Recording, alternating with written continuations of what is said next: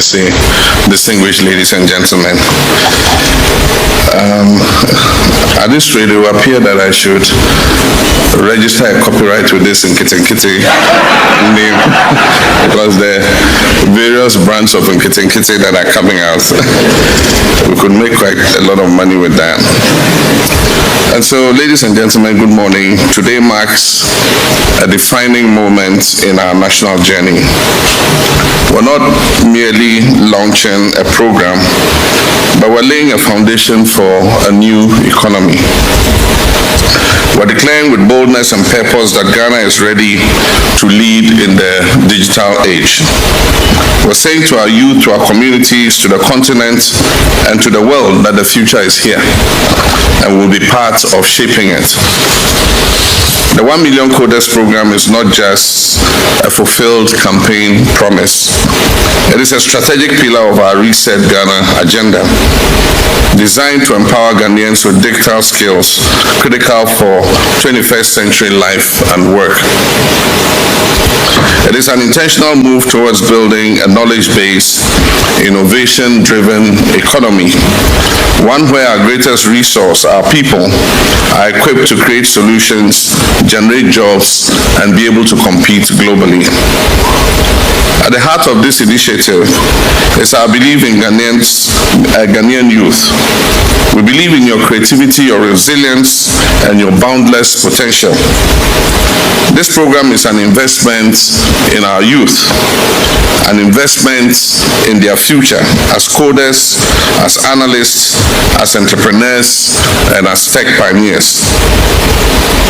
When I asked for your mandate to serve once more as president, I made a promise that our national recovery will be people-centered, innovation-led, and future-focused. And that recovery begins by breaking down the barriers that hold us back, social, economic, and digital. Today, we begin breaking down those barriers. Over the next 4 years, the 1 Million Coders program will train 1 million Ghanaians in essential digital skills, from coding and cybersecurity to data analytics and networking.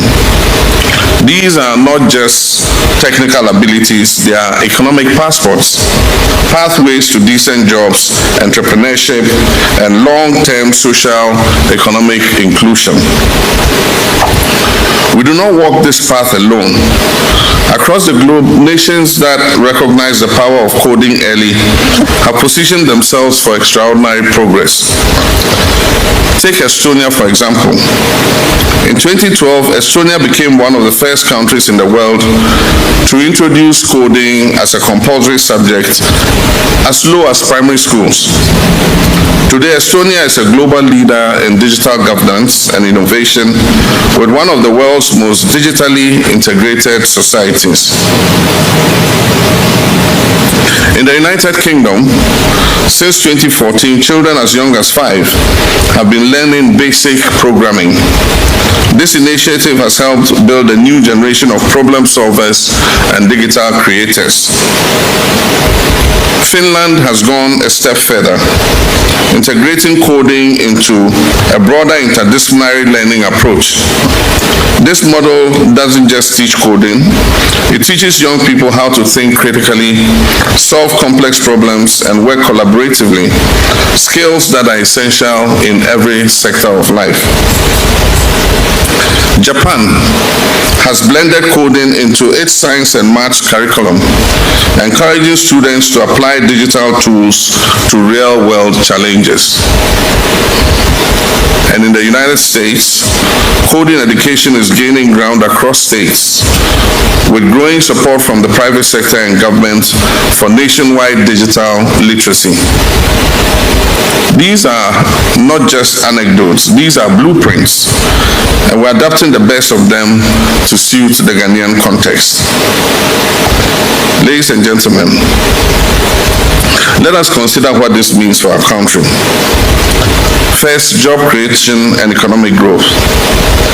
As of this year, the global business process outsourcing market was valued at $410 billion and is projected to reach almost $500 billion by 2029. Countries like India and Philippines dominate this space, offering services in software development, data management, customer support, and more. Ghana has the potential to be Africa's premier business process outsourcing hub. We're strategically located on the Greenwich Meridian. We're English speaking, and we have a vibrant tech-savvy youth population. With the right digital skills and infrastructure, our young people can attract outsourced jobs from around the world. Jobs that pay well and keep families and communities thriving right here at home. The second, entrepreneurship and innovation. Coding skills will enable our youth to create apps, to launch startups, develop digital solutions to our local problems, whether in agriculture, in healthcare, education, or governance. In this digital era, one idea can transform an entire community, and one startup can create hundreds of jobs. The third point, education and lifelong learning. Through the OMCP, we're not only skilling our youth, we're reshaping our national approach to learning. The Honorable Minister for Communications is already working closely with the Minister of Education to integrate digital literacy and coding into our university and technical school curricula. The aim of this is clear, is to make digital education not just a short-term initiative, but a permanent strategic part of our educational system. The fourth point, inclusion. Digital transformation must not leave anyone behind.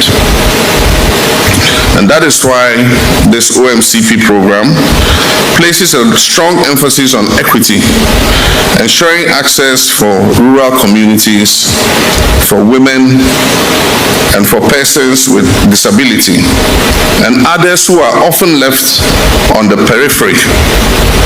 The first cohort of 560 trainees launching today in Accra, Kumasi, Sunyani, and Bolgatanga already reflects our commitment to gender balance and regional inclusivity. Moreover, within just 48 hours of opening applications, over 50,000 young Ghanaians registered their interest, and the minister has updated that figure to 90,000.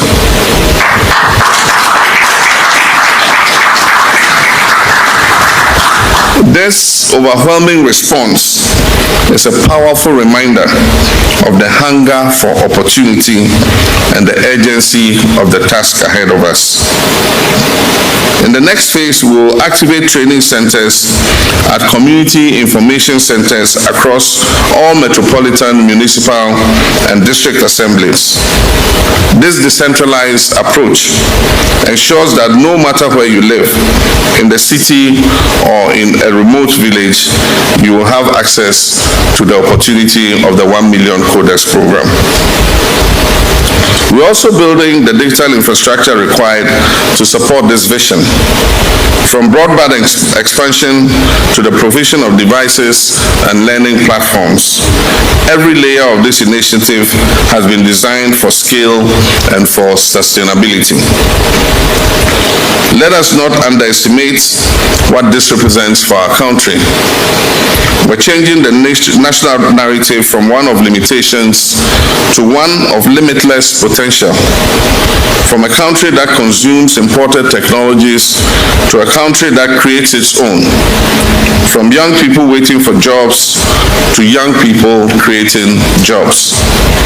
This is how to build a resilient and future-ready country, Ghana.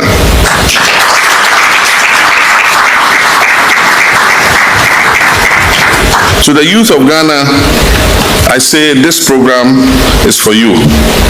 Take it and own it. Let this be your launchpad into innovation, entrepreneurship, and global relevance. Let this be the bridge between your dreams and the opportunities of the digital age. You're not just participants in this initiative, you are the architects of Ghana's digital future. To our partners, current and future, we thank you for believing in Ghana and investing in our people. Your support amplifies our efforts and accelerates our progress. And I call on more organizations, both local and international, to join us on this mission. To the Honorable Minister of Communications and his team, I commend you for the speed, vision, and diligence with which you have pursued this project. You've not only brought a manifesto promise to life, you have ignited hope in millions of young Ghanaian hearts.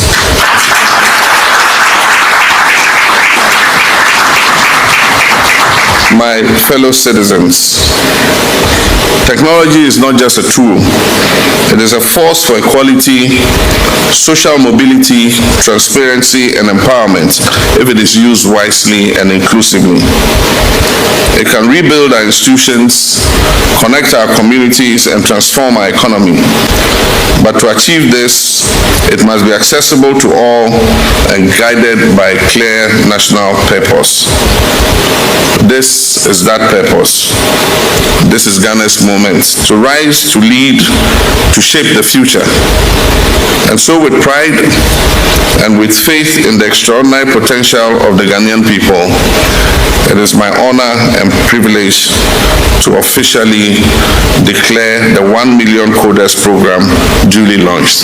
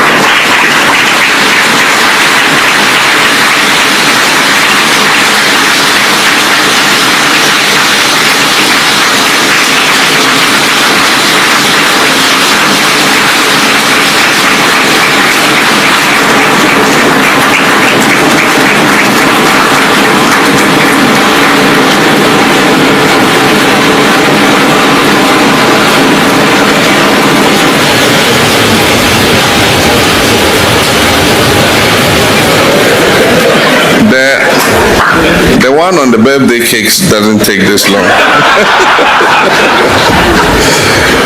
May this serve as a beacon of opportunity for every Ghanaian and a bold statement to the world that Ghana is ready. I thank you, and may God bless our homeland, Ghana. Oh, come on, put your hands together one more time for His Excellency.